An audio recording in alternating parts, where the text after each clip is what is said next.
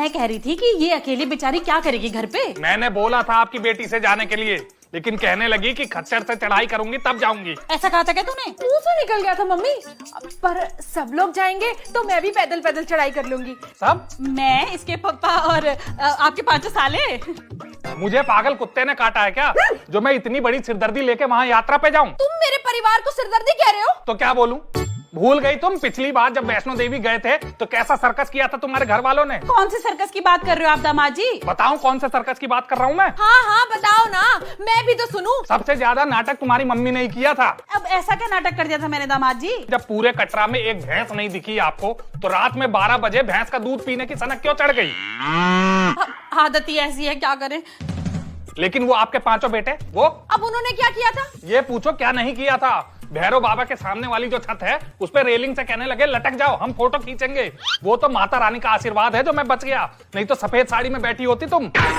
शुभ शुभ बोलिए दामाद जी, कैसी बातें कर रहे हैं आप? भगवान ना करे ये दिन देखना पड़े। चलो अच्छा है मम्मी, कम से कम इन्हें पप्पा से तो कोई शिकायत नहीं है। सबसे ज्यादा अड़ियल आदमी वो ही है। उन्होंने तो कुछ किया ही नहीं था।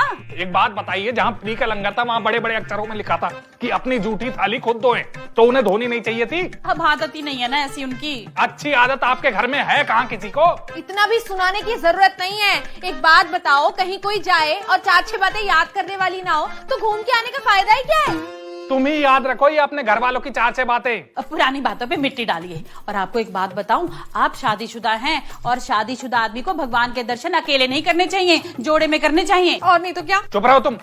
टिकट कराते समय तुमसे पूछा था तो गधे खच्चर की रट लगा रखी थी तुमने। अरे छोड़िए ना, ये तो ना समझ है। आप ये रख लीजिए। नहीं नहीं, इसकी जरूरत नहीं है, खर्चे के पैसे हैं मेरे पास। अरे खर्चे के नहीं है, ये टिकट के लिए हैं। टिकट? अरे वो क्या है ना, हम सब जनरल की टिकट लेके स्लीपर में चढ़ जाएंगे। जैसे टीटी आएगा तुम उसे ही पकड़ा देना। क्यों मम्मी?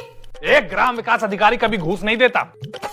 अरे आपको देना नहीं है, वो खुद ही मांग लेगा। आप तो बस ये रख लीजिए। अरे पूरी सीट नहीं सही 1 पे 2 कर देगा तब भी काम चला लेंगे। मतलब आप लोग यहाँ से बैठे बैठे कटरा जाएंगे? बैठेंगे क्यों? देखो, एक बैठेगा, एक लेटेगा, फिर एक बैठेगा, फिर एक लेट जाएगा। ऐसे ही आलू पूरी खाते खाते रास्ता कट जाएगा। क्यों मम्मी? और क्या। और तुम्हारे पापा? अरे वो तो आपकी सीट पर लेट के जाएंगे ना। मेरी सीट पे मेरे सिवा और कोई नहीं जाएगा। अरे पापा की उम्र का तो कोई ख्याल करो। सारा ख्याल मैं ही करूं? यहाँ तुम्हारी फैमिली खड़े पैर वैष्णो देवी जाने के लिए तैयार हो गई, टिकट का कुछ अता पता नहीं है। दामाद जी मैंने आपसे कहा तो था वो जनरल की टिकट लेके। अरे चुप रहिए आप। अरे कहाँ? स्टेशन। स्टेशन? ट्रेन पकड़नी है तो स्टेशन ही जाऊंगा ना।